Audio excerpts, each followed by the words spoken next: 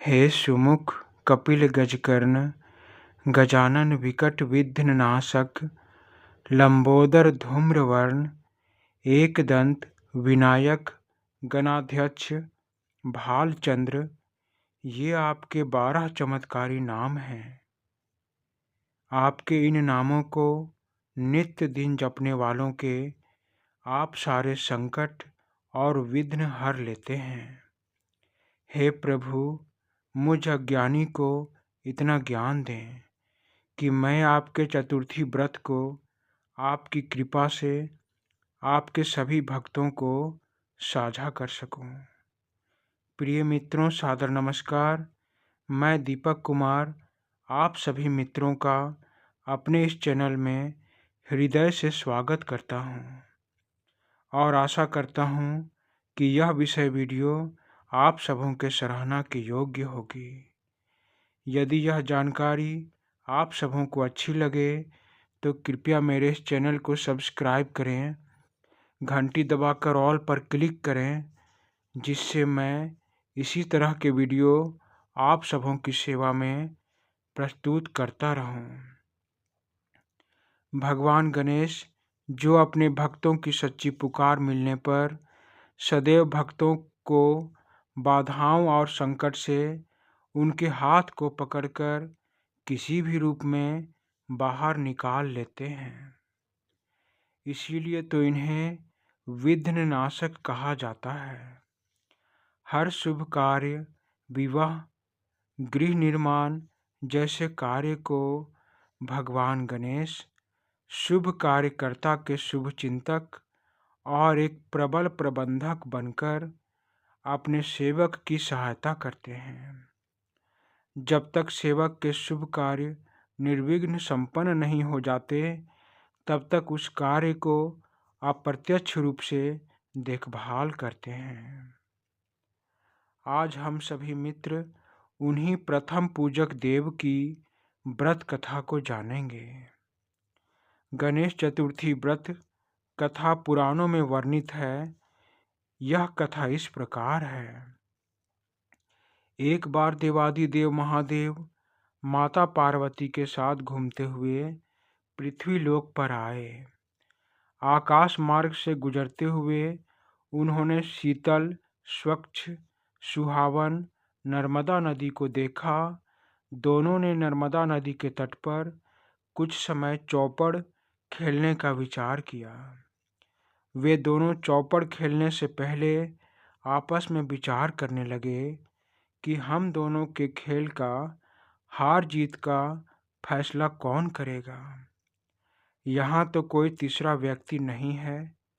थोड़ा सोचने के बाद माता ने वहीं उगे हुए लंबे घासों को एकत्र कर एक बालक का पुतला बनाया। उस पुतले में प्राण देकर माता ने उससे कहा, हे पुत्र, हम चौपड़ खेलना चाहते हैं, किंतु यहाँ हार जीत का कोई साक्षी नहीं है। अतः खेल के अंत में तुम हमारी हार जीत के साक्षी होकर यह बताना कि हम दोनों में कौन जीता तथा कौन हारा। चौपड़ का खेल प्रारंभ हुआ। संयोग से तीनों बार माता पार्वती इस खेल में जीत गईं और तीनों बार भगवान शिव हार गए।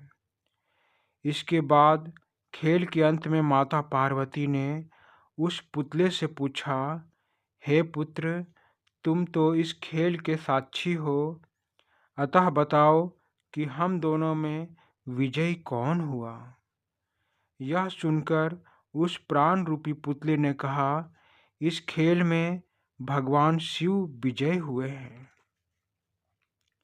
यह गलत निर्णय सुनकर माता पार्वती उस पुतले पर क्रोधित हो गईं। क्रोध में आकर माता ने उस पुतले को एक पांव से लंगड़ा होने का तथा वहीं नदी के किनारे कीचड़ में फंसे रहने का श्राप दे दिया। फिर भगवान शिव और माता पार्वती जैसे ही कैलाश पर्वत की ओर प्रस्थान करने लगे, तभी उस प्राण रूपी पुतले ने माता के चरण को पकड़ लिए और विनती करते हुए कहा, हे माता, मैंने यह निर्णय अपनी अज्ञानतावश बिना किसी छल कपट के गलती से लिया है। आप मेरे भूल को क्षमा कर दीजिए। जिस प्रकार आपने मुझे जीवन दान दिया है, उसी प्रकार मुझे अपना पुत्र जानकर क्षमादान भी दे दीजिए। उस पुतले की प्रार्थना सुनकर भगवान शिव और माता पार्वती को उस पुतले पर दया आ गई। तब माता ने पुतले से कहा, मैं तुम्हें श्राप मुक्त होने का एक उपाय बताती हूँ। इस नदी के तट पर नदी से नाग कन्याएं बाहर आकर गणेश पूजन करेंगी। तुम्हें उन नाग कन्याओं से भगवान गणेश की पूजन विधि जानकर इस व्रत को करना होगा, तभी तुम इस श्राप से मुक्त हो सकते हो। ऐसा उपाय बताकर माता और भगवान शिव आकाश मार्ग से अपने लोक चले गए। इस घटना के 1 वर्ष के बाद जब सावन महीना आया तो नदी से नाग कन्याएं बाहर आईं और नदी के तट पर भगवान गणेश की मिट्टी से प्रतिमा बनाकर पूजा करने लगे। उन्हें देखकर वह प्राण रूपी पुतला उन नाग कन्याओं को वहीं कीचड़ में फंसे हुए आवाज लगाना शुरू कर दिया। उसकी आवाज सुनकर नाग कन्याएं पुतले के पास आईं। पुतले ने अपनी सारी दुख भरी कहानी नाग कन्याओं को बताया और उनसे अपने श्राप को मुक्त करने के लिए गणेश पूजन विधि बताने की प्रार्थना की। उस पुतले के दुख को देखकर सभी नाग कन्याओं ने उसे कीचड़ से बाहर निकाला, उसे नहलाकर अपने साथ गणेश जी की पूजा में सम्मिलित किया। उस प्राण रूपी पुतले ने नाग कन्याओं के भांति विधिवत गणेश जी की पूजा की। यह पूजा उस पुतले ने 12 दिनों तक अपने आप को श्राप मुक्त की भावना से पूर्ण की। इस पूजा से विघ्नहर्ता श्री गणेश उस प्राण रूपी पुतले पर प्रसन्न होकर उसे दर्शन दिए और कहा, मैं तुम्हारी भक्ति से अत्यंत प्रसन्न हूँ। तुम्हें मुझसे क्या वर चाहिए? पुतले ने वर मांगा, हे प्रभु, मुझे एक मानव रूपी बालक बना दीजिए और मेरे पैरों को ठीक करके इतनी शक्ति दीजिए कि मैं कैलाश पर्वत पर चढ़कर अपने माता पिता, माता पार्वती और भगवान शिव से मिलने जा सकूं। यह सुनकर भगवान गणेश उस पुतले पर और भी अधिक प्रसन्न हो गए और उसे तथास्तु कहकर यह मनवांछित वरदान दे दिया। यह वरदान पाकर तत्क्षण वह पुतला मानव रूपी बालक बन गया तथा उसके पैर भी ठीक हो गए। वह बालक कई दिनों की कठिन यात्रा करके अंततः कैलाश पर्वत पर चला गया। वहां पहुंचकर उसने देखा कि कैलाश पर्वत पर केवल भगवान शिव हैं। उस बालक ने शिव जी को अपना परिचय दिया।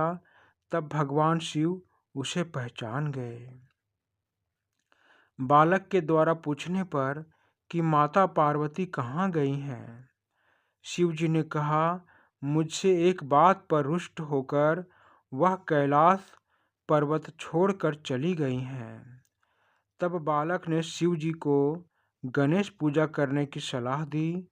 शिव जी ने भी माता पार्वती के वापस लौट आने की इच्छा से यह 12 दिनों का व्रत किया,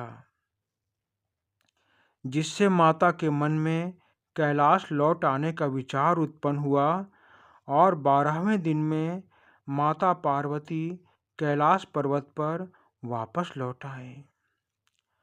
जब माता पार्वती वापस आई तो भगवान शिव से पूछा, हे भगवान, आपने ऐसा कौन सा जादू किया कि मैं भागी भागी वापस आपके पास लौट आए। तब शिवजी ने उस बालक के घटना और श्री गणेश व्रत के बारे में माता पार्वती को सुना दिया, जिसे सुनकर माता भी अत्यंत प्रसन्न हो गई, क्योंकि